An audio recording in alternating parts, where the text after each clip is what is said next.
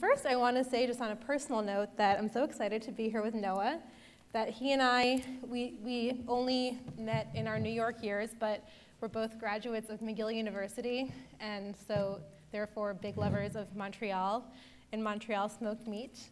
And I'm really sorry that Ray couldn't be here. And you guys met in college, right? What can you do? Yeah, we met at McGill as well.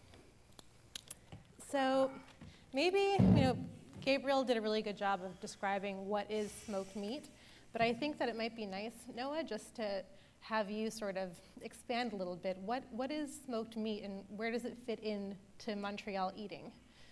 Well, smoked meat is the dry-cured, smoked cousin of pastrami. Pastrami is often made from either brisket, the second half, the point, or it's made from short rib plate, which is right behind the brisket on the cow.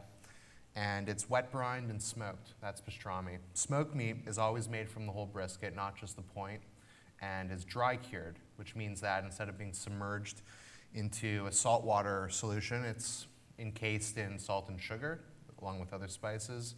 It's allowed to basically marinate in a dry environment for 10, 12 days, and then it's smoked. So, very similar families, similar historical lineage, but a different thing and a unique thing to Montreal.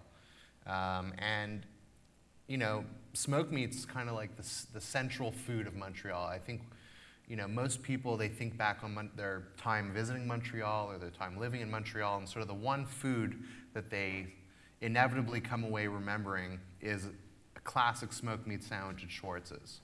And there's a lot of things that a Montrealer will kind of stand up and support, but when it comes to food, I only know one, and that's smoked meat. Can we talk about, this is really fun, there's a special way of ordering smoked meat, and it's really kind of fun to be an insider and know how to ask for it and what you're getting. So I think I don't need to cue you. You know exactly what I'm talking about, right? Yeah, fatty. I always order fatty.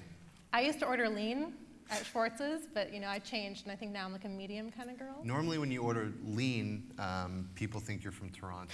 So it's like the waiter right away is like, oh, that person's from Toronto. Okay, note to self, don't order lean. Don't order lean. They definitely won't give you a good sandwich if you order lean. So you were going to be a lawyer before you decided to open this restaurant. Yeah, I was a good Jewish boy. I completed 2 years of law school. And, it just happens. You're doing something, you fall into something, you do it for a little bit, you realize it's absolutely not what you want to be doing. And, a lot of people just kind of make that recognition, and they just sort of say, well, too bad, I've already kind of chosen this path. And I didn't want to fall into that trap. In law school, they call it the Golden Handcuffs. And what that means is you graduate from law school, you get a great job, you earn a lot of money, and inevitably you can't get yourself out of that situation because it would mean such a drastic lifestyle change. Right.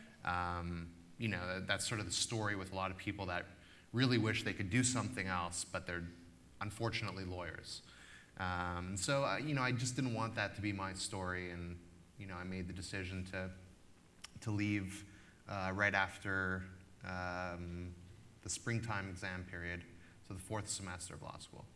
And then when did you make the next decision to become a restaurant owner?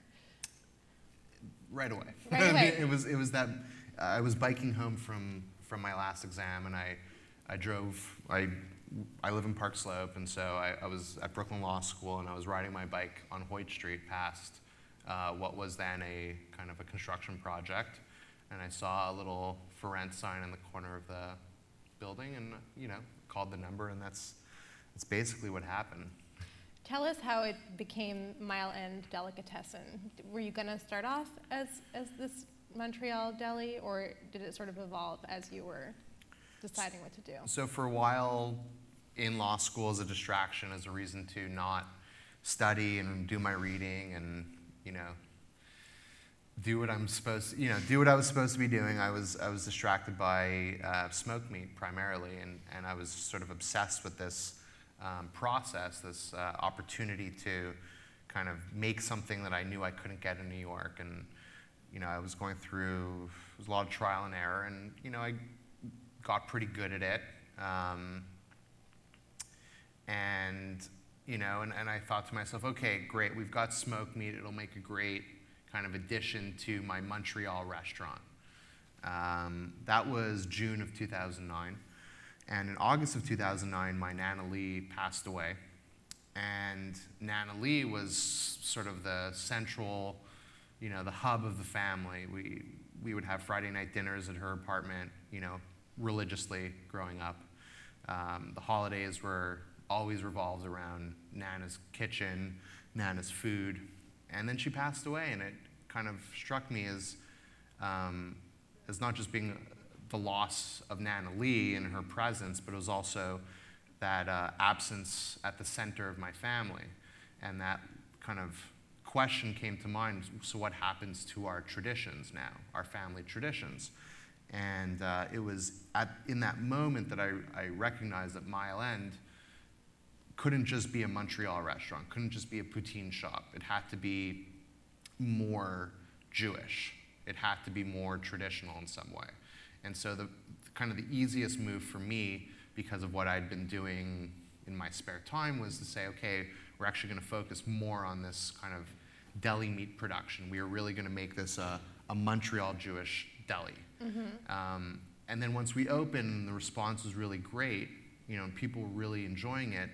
It struck me as, as limiting. Why should this only be a deli? Why should Jewish food only be represented in this sort of, strictly out of the home kind of food? The deli was always, no one made deli at home.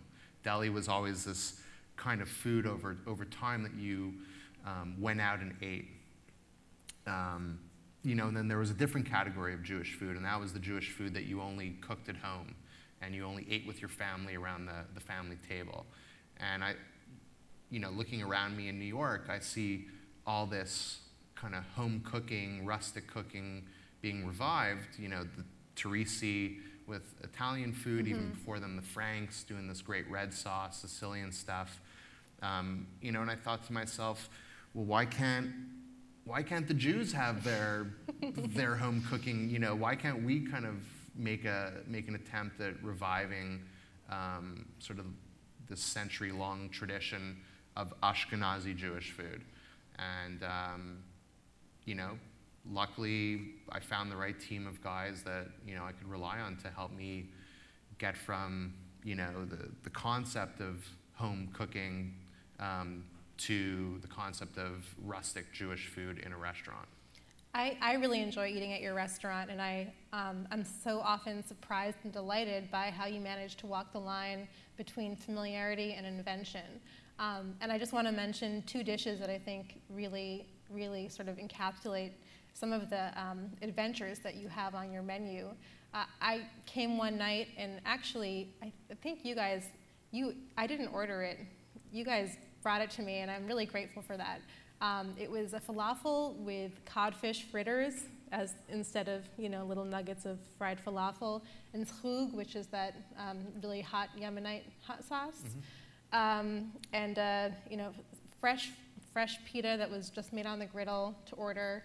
And I took a bite, and it made so much sense. The first bite, it was like a marriage of a falafel and a gefilte fish. It's like they had a baby, and I was like, oh my God, this is so brilliant, because it's really cosmopolitan, because codfish croquettes make you think of Spanish food, and zhug, I think for New York Jews still, there's a sort of exoticism about Sephardic food, and at the same time, it's very simply a pita sandwich, and I mean that is just, to me, such a great example of what a wonderful thing you have going on, and I kind of wonder where your inspiration comes from to have these fun ideas that you serve. It's a special, right? It wasn't even on the menu. Yeah, it wasn't on the menu. I mean, there's the easy to access foods. There's the foods that we all know because we've seen it a million times. There's the standard canon. There's the latkes, the knishes, the kasha, I guess they're all K's, kishka. So there's that sort of standard canon, and those foods, my feeling about them is I don't want to push that. I don't want to push beyond the parameters. I want to just make sure that I make it really well. But then, sure, we're primarily Ashkenazi influenced. That's my background. That's Ray's background. Wow, that's sensitive. But we definitely were interested in sort of the world of Sephardi cooking because it is so broad, it's so rich, there's so much ethnic diversity. On some level, it's so much fresher in style than a lot of the Ashkenazi stuff. And so there's that angle, and then there's also this sort of, I love to do research on, old Jewish menus. I love reading about kind of the Jewish restaurants of the 30s and 40s and 50s. Not so much deli, but like the Romanian steakhouse, the appetizing shop, the dairy restaurant. I've gone to the New York Public Library, the archive section. I've looked through a lot of stuff. I've read. I have a friend who's in the Yiddish theater, so I'll sit down with her and she'll translate Yiddish cookbooks. Not full translations, but I'll say, oh, this is an interesting sounding recipe. Like what's it all about? And so kind of thinking about the tradition of Jewish cooking as a little bit more broad than what we know from the last 30, 40, or 50 years, because sort of my fundamental theory is that from after World War II through today, we've seen a major decline in the quality and the attention given to Jewish cooking. And so a lot of my focus is spent on kind of pre-war materials, and that's really where my interest is. So with a lot of those things, we'll make a few versions, I'll make a version, and then actually I give it to my staff, and I say, okay, this is what I think it could be, kind of in a very like direct translation from a recipe. And then, staff, a lot of innovative people, and what's really cool about my staff is very few of them are actually Jewish.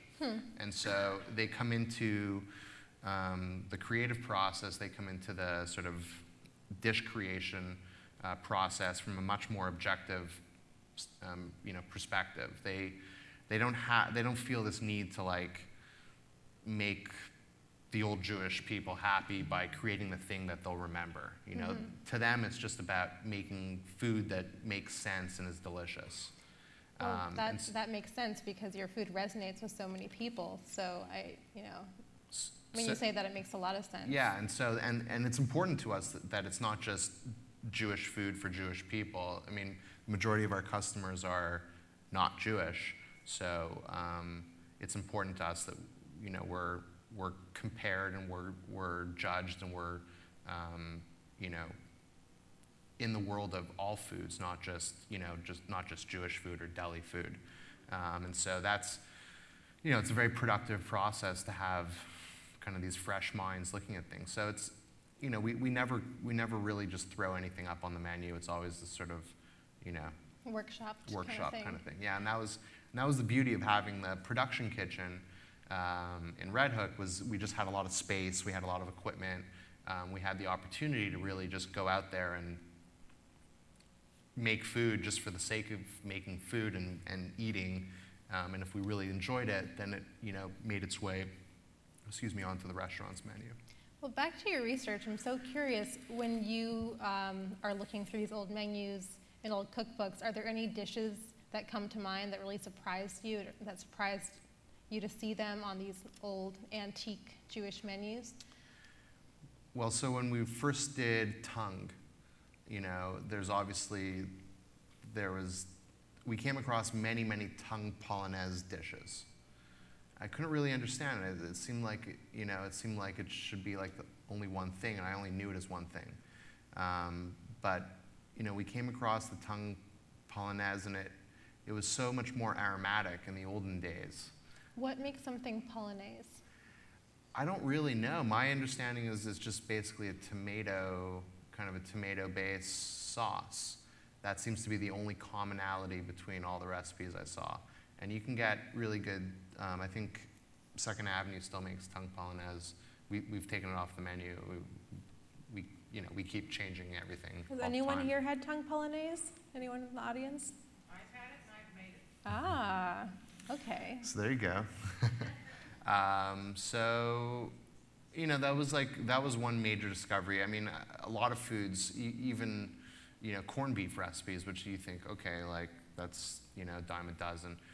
It's not even a Jewish thing. It is a Jewish thing, but it's been kind of co-opted by every culture on some level.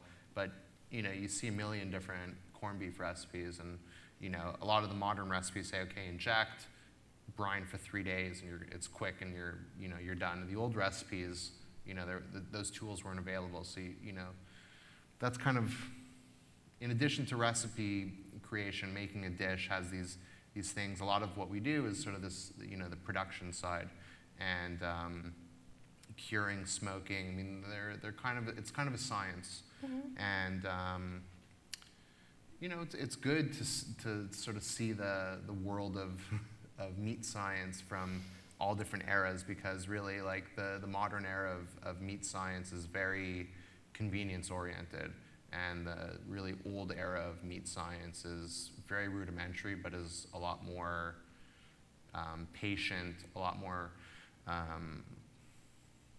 focused on the actual quality of the product, and How long does your meat, tell us about the process of making smoked meat and how long it goes from the raw product to slicing it up and putting it on a sandwich? So we'll receive raw meat. We trim the briskets. We then mix all the spices together with the salt and the sugar, curing salt. We rub all the spices onto the smoked meat, and then we'll let the smoked meat sit for 12 days. What? In the refrigerator, like in a walk-in cooler. What happens during 12 days? A lot of moisture, a lot of the moisture within the flesh is actually pulled out of the meat. The meat's dehydrated basically by the salt and the sugar, and and it's marinating in all these other spices and herbs, and sort of takes on all this rich flavor, aromatic flavor. And then at the end of the 12 days, we pull the meat out. We rinse it down, and then we submerge it in fresh water for 2 days. And that basically neutralizes the salt content of the meat. It helps to kind of pull the salt out from inside and kind of make it more balanced. And then after that, we'll pull it out, we'll rub it down with another spice blend, and we'll smoke it for a day, and then cool it for a day. And then we send them over to the restaurant. And once the restaurant receives it, 15 days? it's 16 days. Wow. Once the restaurant receives the meat, we then steam the meat for anywhere from an hour and a half to 3 hours, depending on what part of the brisket we're steaming. And then we slice it onto a sandwich. This makes a lot of sense because it is so good, and the texture is just, it's very. Have you guys had the Milan sandwich?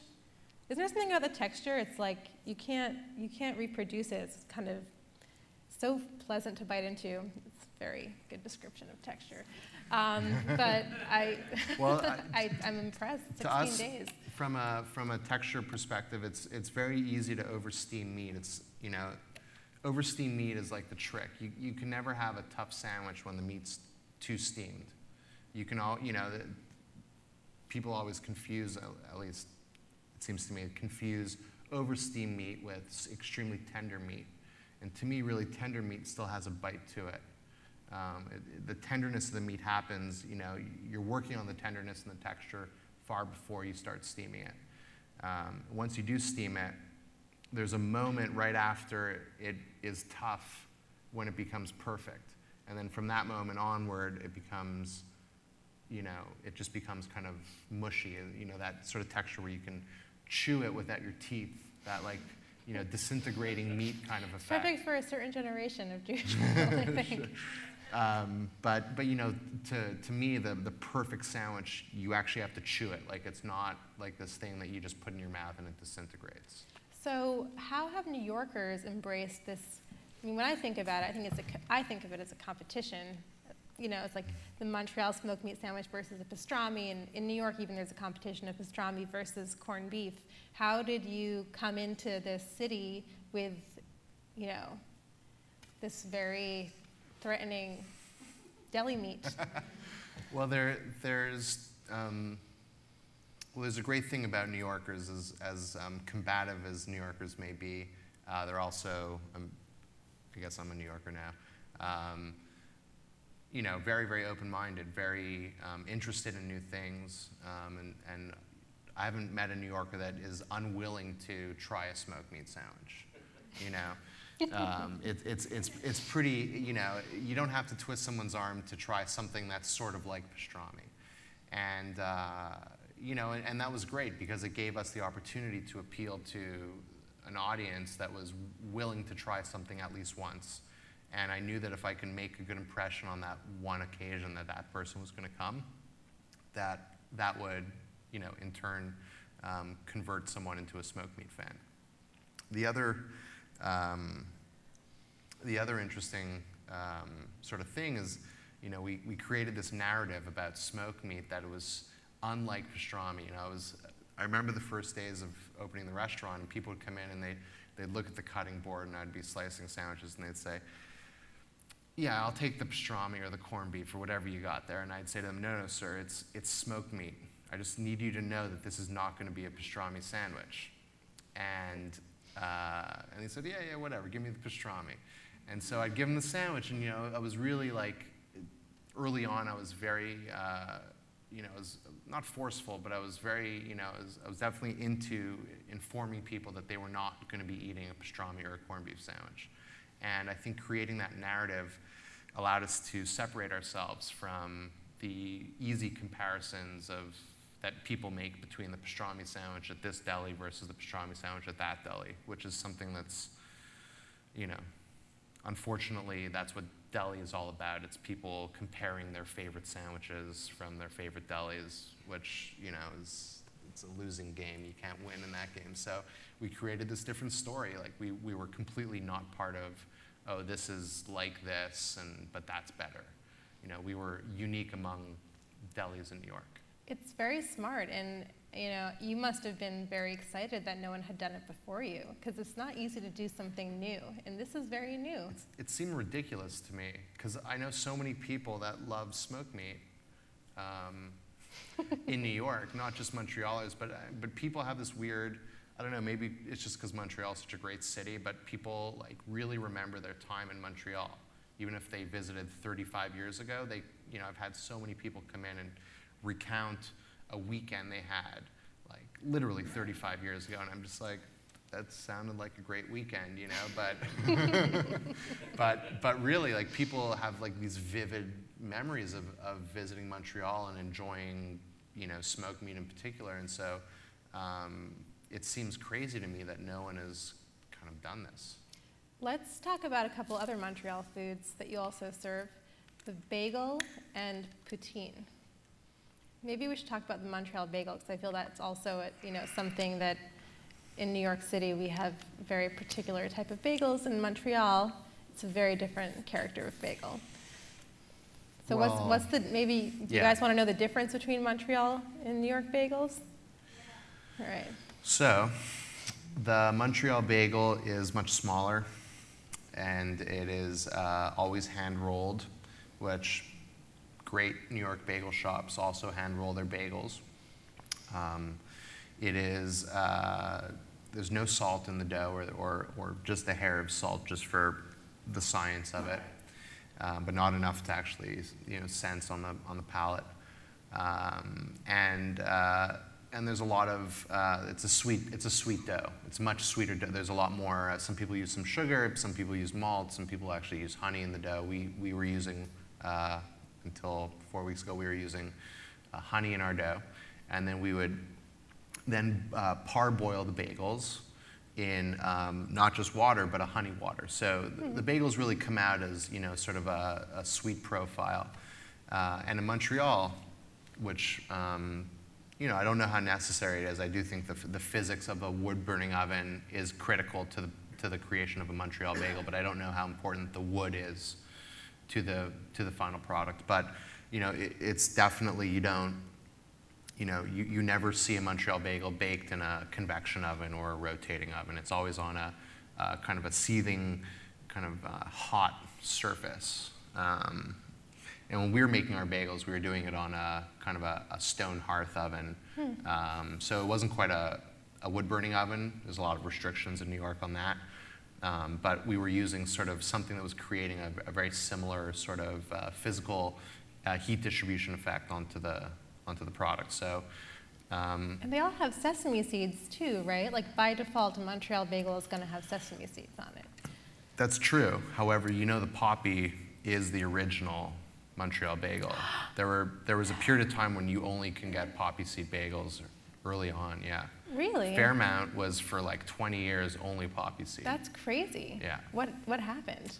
I don't know. I'm only going to assume that the cost of sesame seeds went way down, or vice versa, the cost of poppy seeds went way up, and they just sort of did the flip-flop, and sesame became the standard variety. But in Montreal, you don't find like 25 flavors of blueberry and chocolate chip bagels. And you don't ask for sesame, you just get sesame if you ask for a bagel. Right. Which I think is great. Well, the other amazing thing about Montreal bagels, they're baked 24 hours a day. Oh my God. So as you can attest, Yes, I can. 3 in the morning, a hot bagel is, you really don't need cream cheese, you don't need anything on it. It's basically like eating a piece of cake. It is, and it's so sweet, and I think that that sesame crust, when it's right out of the oven, it feels like a confection when you're eating it. Absolutely. Yeah, it's so doughy and it's so rich. So how have New Yorkers reacted to the bagels? Less good. Less well than smoked meat. I it's all good. I enjoy New York bagels. I'm not a stickler about what bagels I will enjoy, and I'll also mention the New York and the flagel is I'm a flagel fan. Yes.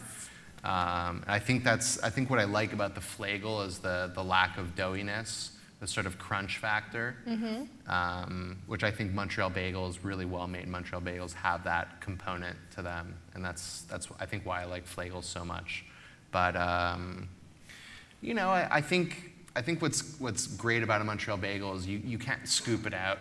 There's no you don't have to. There's not enough dough to really scoop out, and I think that's refreshing.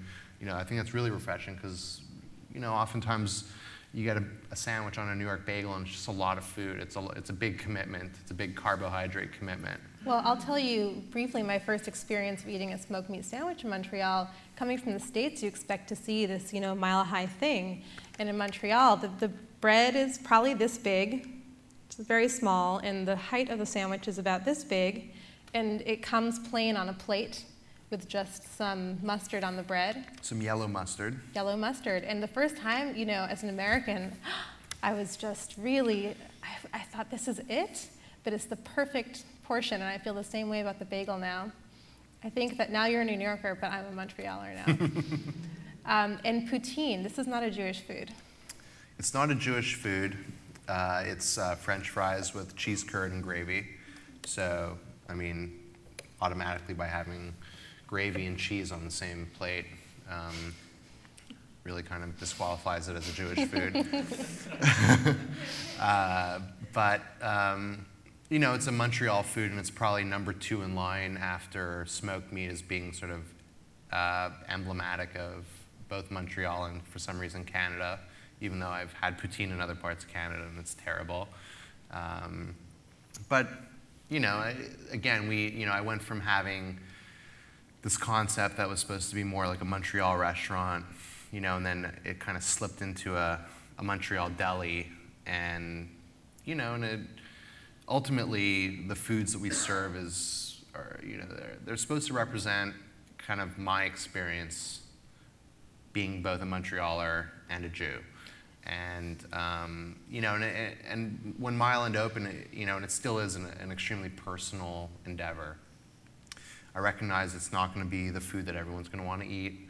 I recognize that there's going to be some sort of kind of existential crisis when people walk into a deli and order a breakfast sandwich with bacon on it. But to me, it's not, there is no existential crisis. The concept of eating bacon as a Jew in Montreal with my family on Sunday mornings, just like having Chinese food as a Jew on you know, Monday evenings with my bubby, or you know, or Friday night at my Nana's apartment eating, you know, chicken soup and roast chicken. To me, those are all kind of equal experiences, and I can't dissociate my Judaism from you know, who I am, you know, who I was then and who I am now.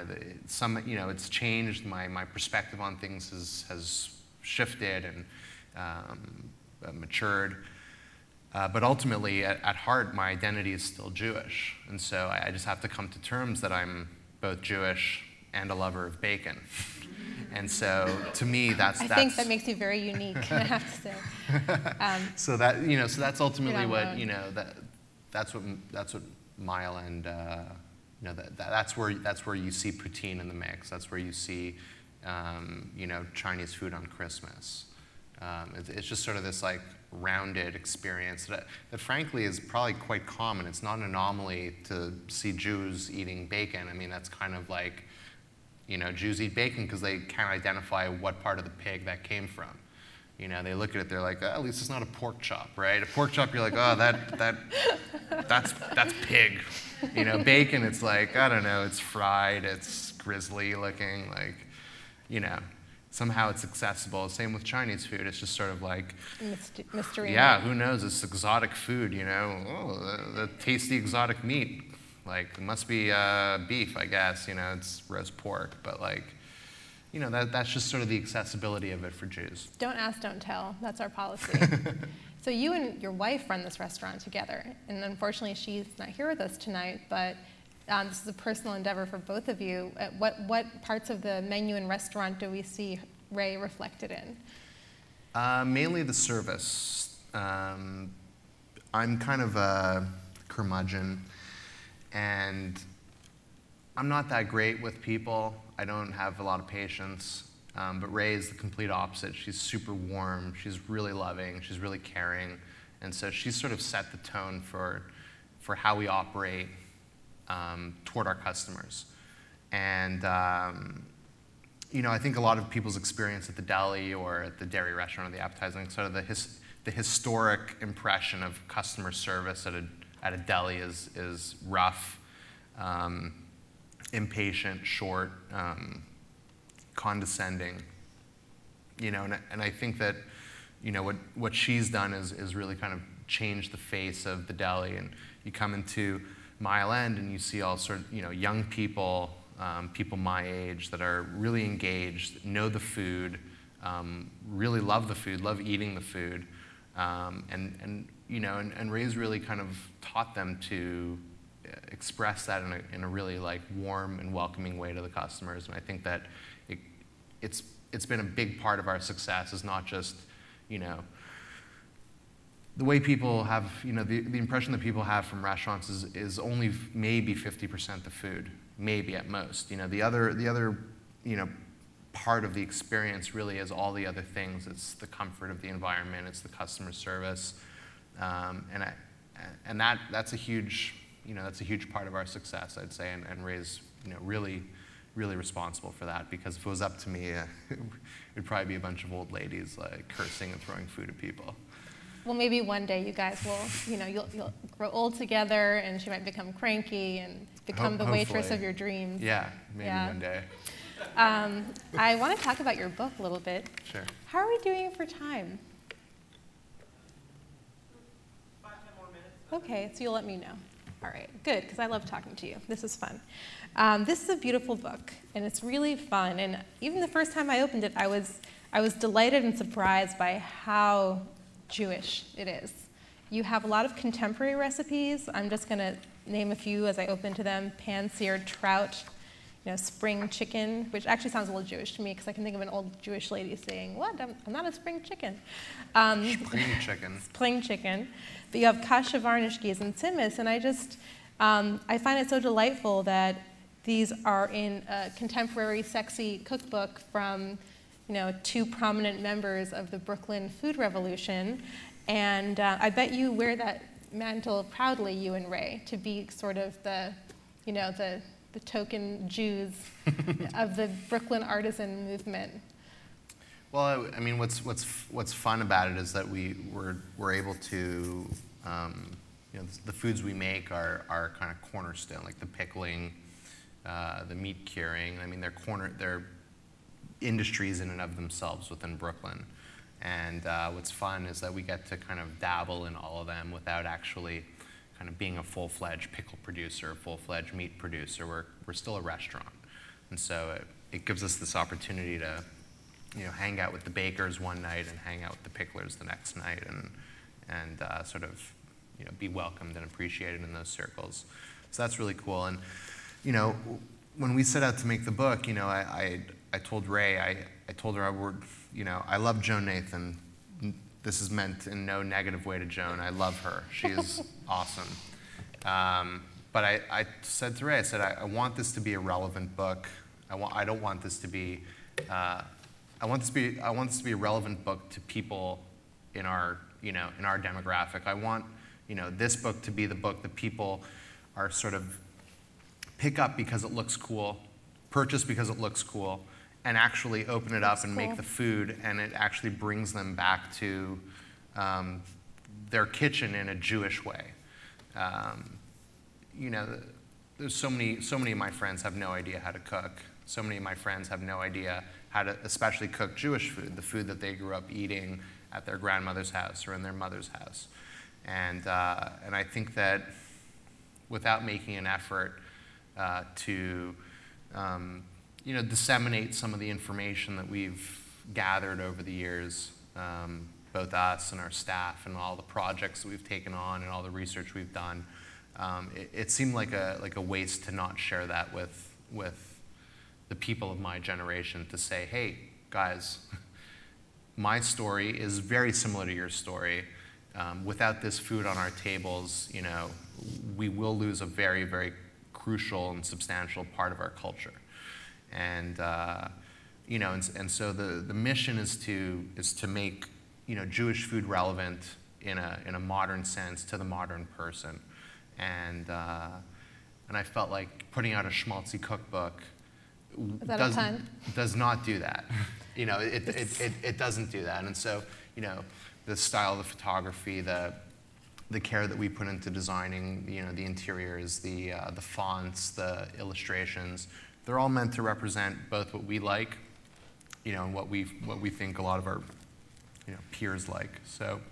Well, what's so interesting is, something that I've observed in all the food movements right now, like the picklers and the Italian red sauce folks that you mentioned, and what you and Rae are doing, is that these foods that seem relevant now, like you've kind of hinted at this, these are really the foods of our grandparents' generation.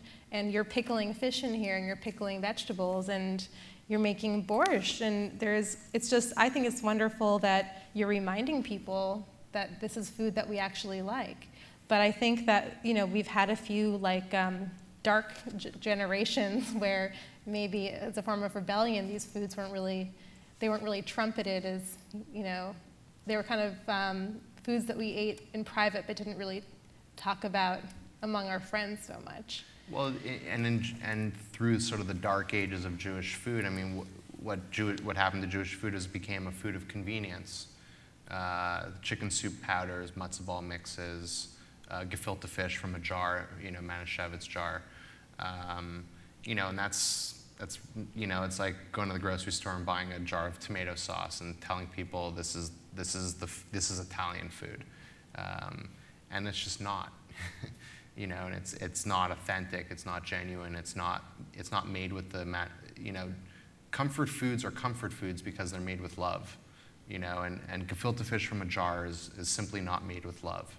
And that's what's so important about cultural cooking, ethnic cooking, is the connection between the food and people's memories and experiences, nostalgias, and if the connection isn't genuine, it doesn't really convey very much meaning, you know, and for me, you know, the meaning behind this food is that experience of being at the table with my family, at my Nana Lee's table, and that had such a profound influence on, you know, who I am as a person, that, you know, it was important for us to give tools to people to seek that meaning themselves, or, you know, figure out a way to, you know, create meaning, new meaning for themselves and for their families on their tables. And, you know, I'm at the age where a lot of my friends are starting to have families,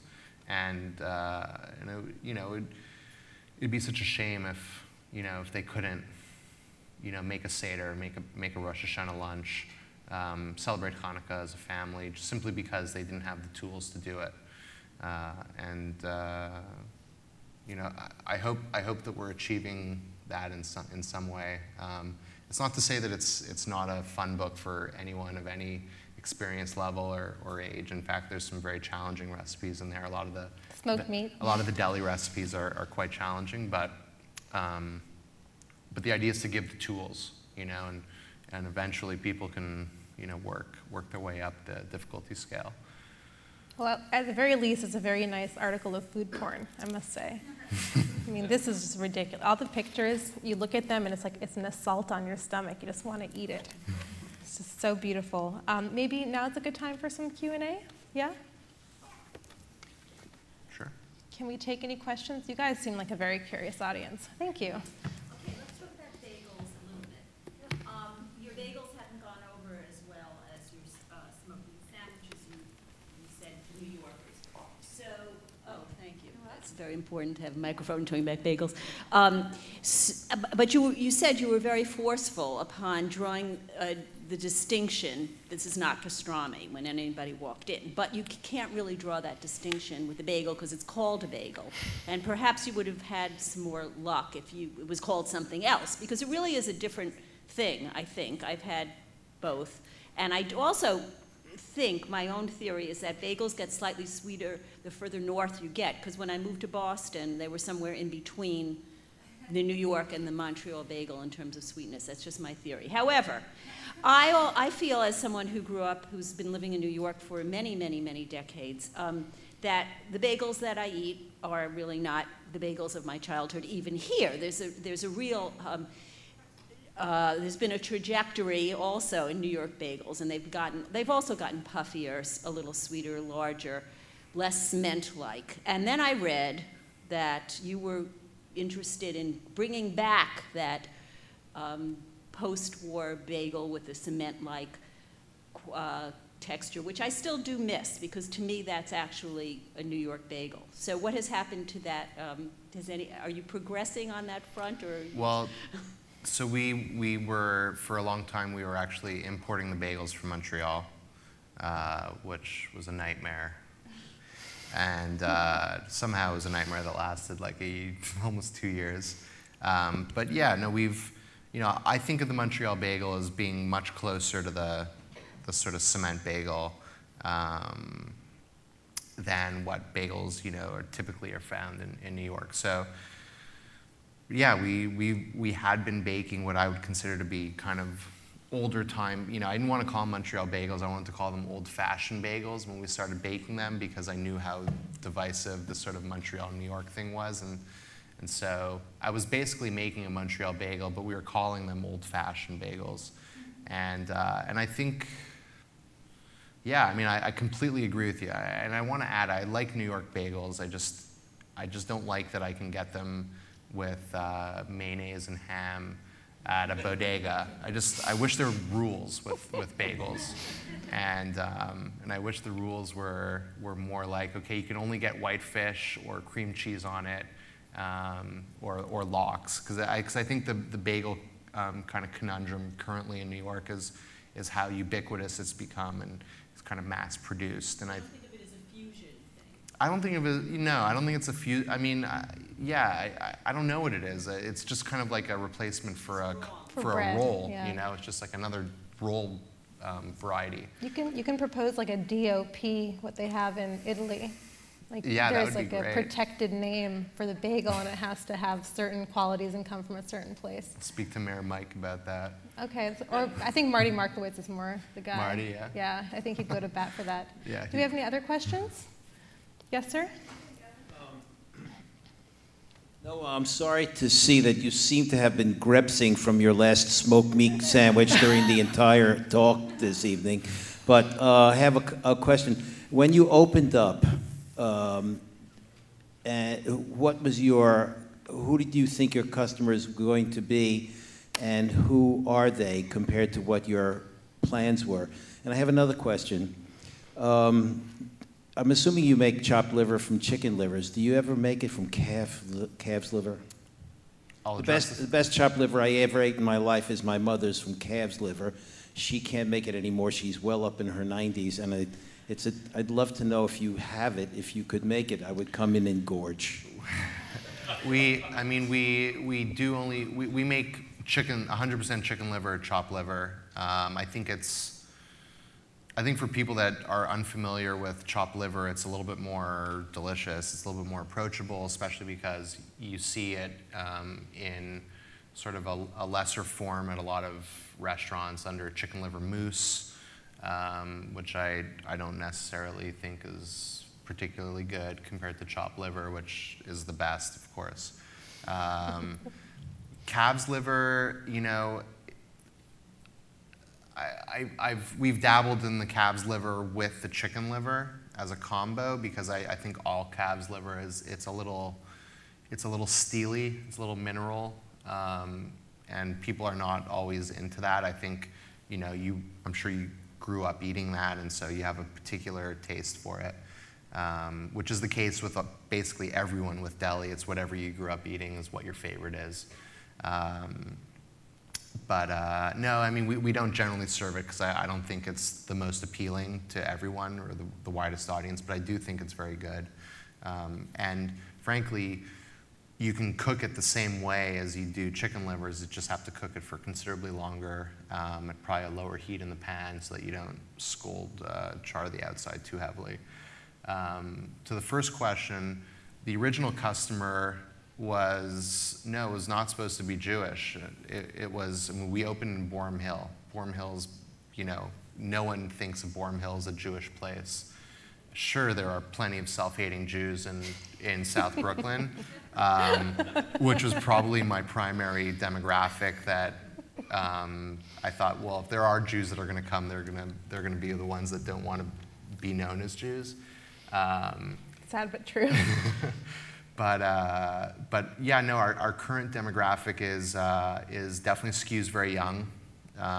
40 and under probably accounts for 2/3 of our customers. And it skews even kind of more in that direction as the day goes on. So at lunch we have a bigger mix of, you know, age.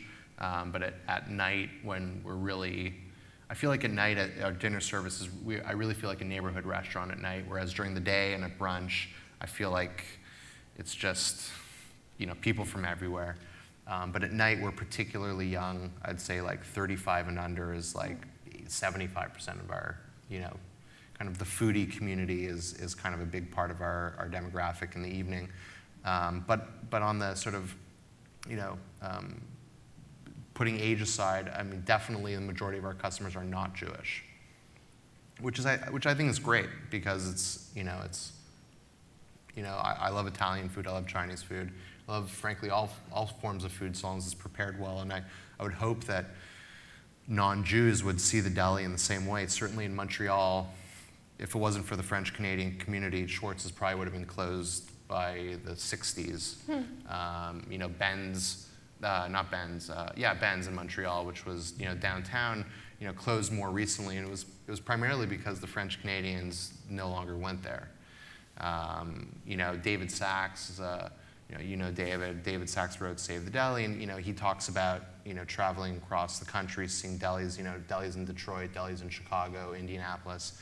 I mean, none of those places have, you know, major Jewish communities in the neighborhoods where the delis exist. I mean, the Jews all moved out to the suburbs, and, you know, they have their glatt kosher spots and whatever, but where the delis, still exists, which is sort of the immigrant, the Jewish immigrant communities of the 10s, 20s, 30s. There are no Jews that live there, primarily African American. And there's the Great Deli in Newark. You go in there, 95% of the customers are African American. So it's amazing how Deli has become kind of synonymous with New York, And I think a lot of people don't even think of the deli as a Jewish place necessarily anymore. They see it as more like a culturally New York place. So, yeah, I mean, we're actually pretty diverse. Our whopping 22 seats are filled with many different people. I can attest to that, and you're very close to them too, so you get to know them very well. Yes, sir? Yes, you talked about smoking the meat and the process, and you're in a professional kitchen with a walk-in cooler. That's great. You make it. How am I going to make it in my house with my frost-free refrigerator? And how did you convert it to what a cook can do at home from what you can do in a restaurant, professional kitchen? Well, we modified the recipe that we use in the restaurant to be simpler. We use a combination of 19 different spices in our smoked meat rub. The recipe in the book has, I think, eight spices, 8 ingredients that you can easily get at any supermarket. I mean, really basic stuff.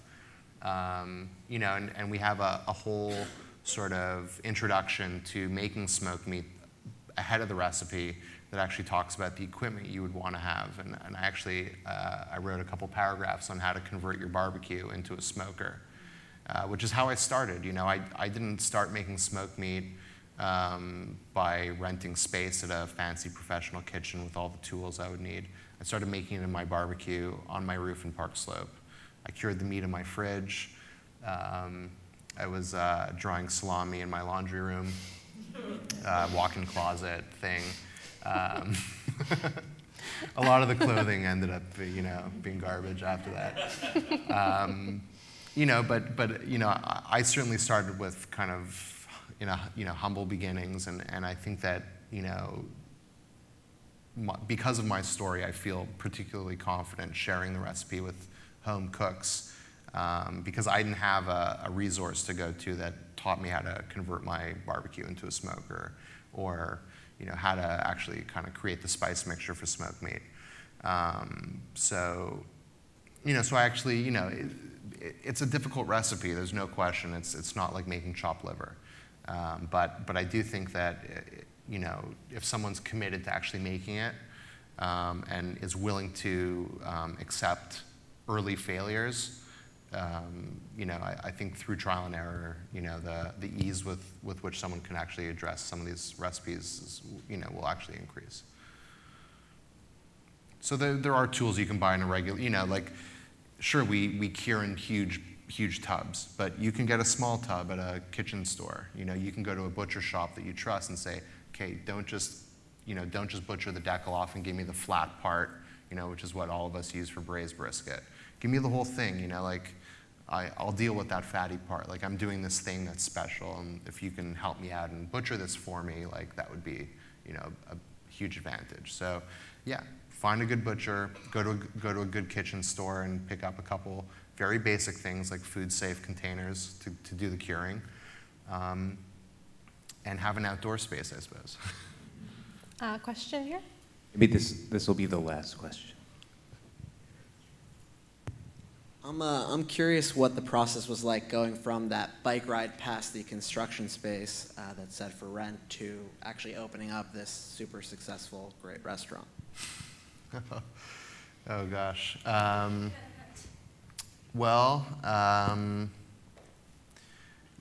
kind of had no idea what I was doing.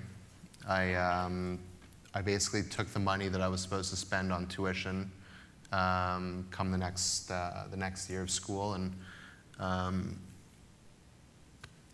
kind of made a silly budget that I completely blew 3 months into the project. I had no idea what I was doing, frankly. So I hired a contractor, and he said, I have a friend who's an engineer. He'll get the building permits set up for you. Okay, sounds good. I didn't really shop it around. I didn't really kind of have the wherewithal to make kind of smart business decisions at that point. I just made decisions as I thought they, kind of intuitively seemed correct to me. And some worked out, some didn't.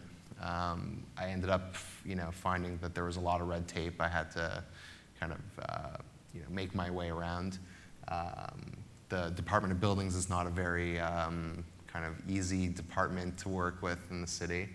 And there were problems, and we were extremely late opening. I thought we were going to open at the end of September, and then we didn't. And David Sachs wrote that article for New York Magazine, and everyone was like, "How did you get that article published like so long before you open?" I said, "Well, I thought I was going to open in the end of November," and that's when the article ran. And sure enough, we opened 2 months after that. So, you just never know. You just have to roll with the punches, I suppose. And and at this point, I know that you don't want to do this on a tight budget. You don't want to open a restaurant, where you spend your last penny on the day you open. That's not the smart, conservative, fiscally conservative thing to do. So if you're thinking about opening a restaurant, then I don't know, maybe don't do it. But maybe marry an awesome person to be front of house too. I'm sure having a partner in crime, the right partner in crime, I'm sure really helps. It did. It was good. It's good to have partners, because when you have too much on your own shoulders, you kind of lose perspective on what's important and what's just frustrating. So. Thank you for coming this evening. Thank you, Noah. Thank you. Thank you both for the far-ranging, wide-ranging, and thoughtful and delicious conversation. Please let me encourage you to pick up a book. It's in the bookshop. We have a pre-Hanukkah discount in effect.